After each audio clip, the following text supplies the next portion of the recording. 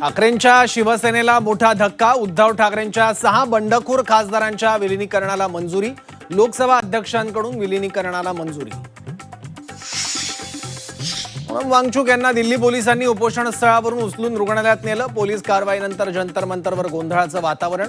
20 जुलैचा मोर्चा निघणारच, सोनम वांगचुक यांच्या पत्नीचा निर्धार.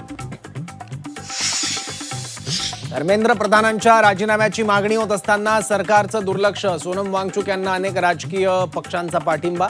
वांगचुक यांना अटक झाली तरी आंदोलन सुरूच राहणार, पवारांची प्रतिक्रिया.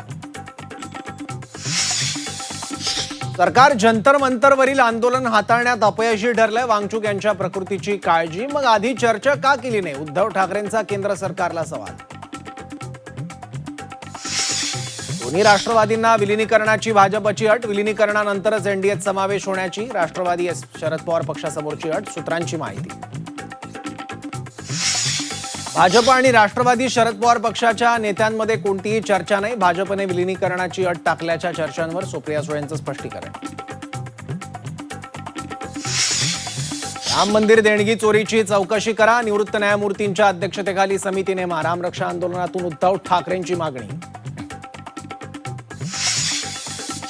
रामरक्षा बोलणं तुमचं तर रामरक्षा करणं आमचं काम. नागपुरात रामरक्षा आंदोलनादरम्यान उद्धव ठाकरेंचं फडणवीसांना प्रत्युत्तर.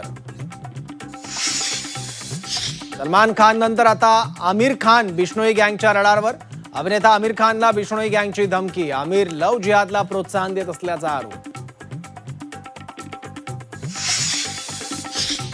नीटची परीक्षा पुन्हा वादाच्या भोवऱ्यात. पेपर फुटीनंतर आता गुणांचा घोळ.